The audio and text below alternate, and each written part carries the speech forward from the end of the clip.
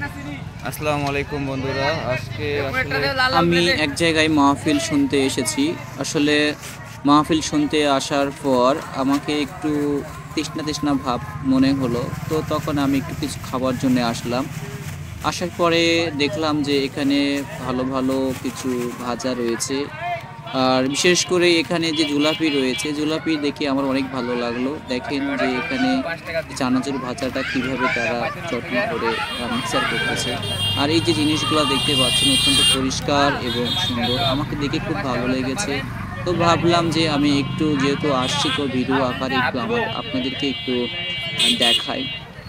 আহ, আসলে এই মানুষগুলা যারা এখানে বিক্রি করতে আসছে, তারা 2 টাকা লাভের জন্য কিন্তু আসছে। প্রচুর মেহনত করে, তারা পরিশ্রম করে। আসলে কোনো কিছুই কিন্তু এমনি এমনি হয় না।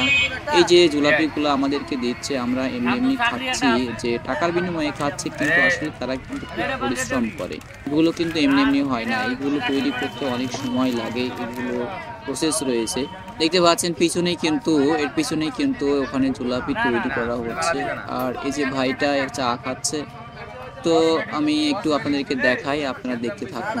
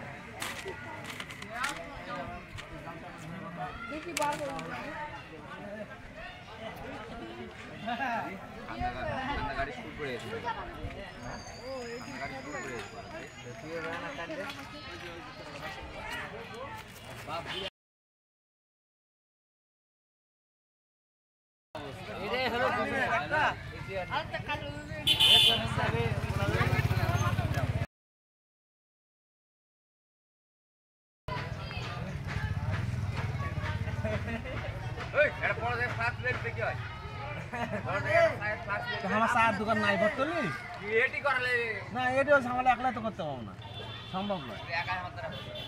ওই যে আমার দ্বারা হবে না, সম্ভব নয়।